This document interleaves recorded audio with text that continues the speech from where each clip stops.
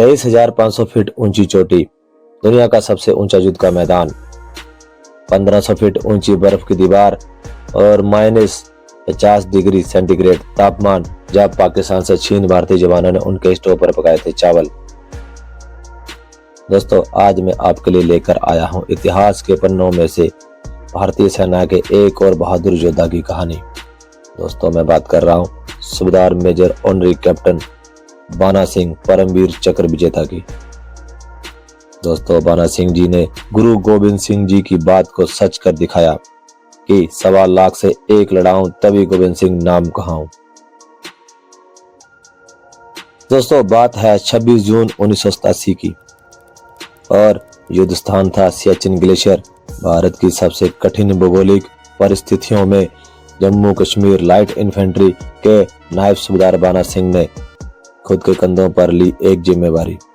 ये जिम्मेदारी थी उस टास्क फोर्स में शामिल होना जिसे पाकिस्तानी फौज द्वारा कब्जे में लिए गए कायद पोस्ट को खाली कराना था।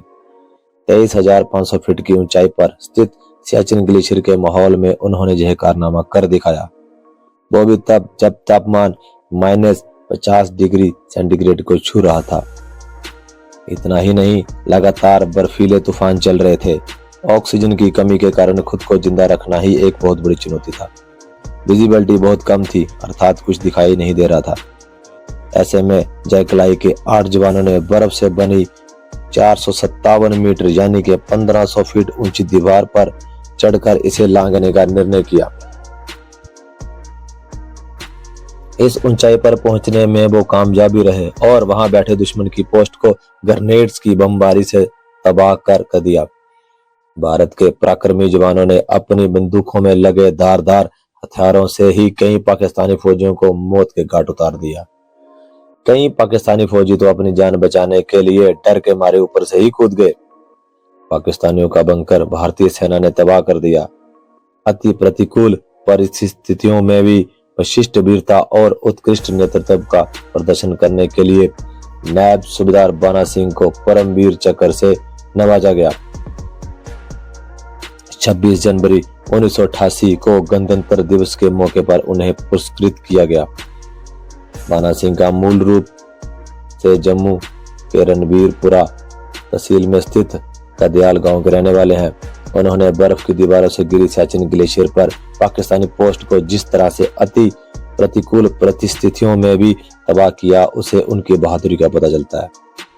भारत ने पाकिस्तान द्वारा नामित किए गए कायद पोस्ट की जगह उस चोटी का नाम नायब सूबेदार के सम्मान में बाना पोस्ट रखा गया। दोस्तों, आपको बता दें कि कायद पोस्ट का नाम पाकिस्तान में कायद आजम नाम से जाने जाने वाले मोहम्मद अली जिन्ना के सम्मान में रखा गया था।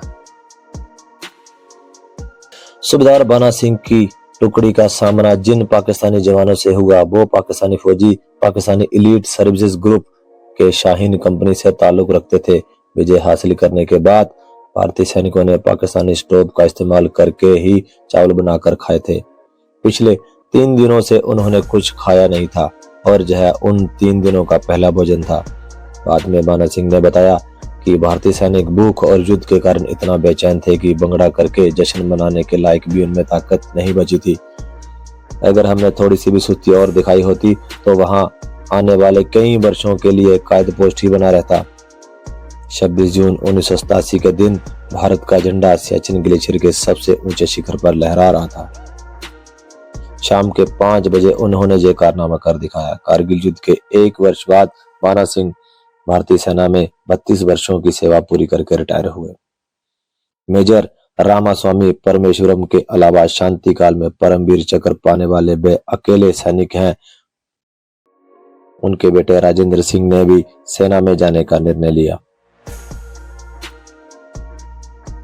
तो दोस्तों, ये थी बहादुर सूबेदार मेजर ऑनरी कैप्टन बाना सिंह की एक बहादुरी बड़ी मिसाल।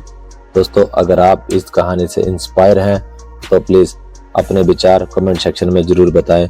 अगर आप चैनल में नए हैं तो चैनल को सब्सक्राइब जरूर करें। जय हिंद।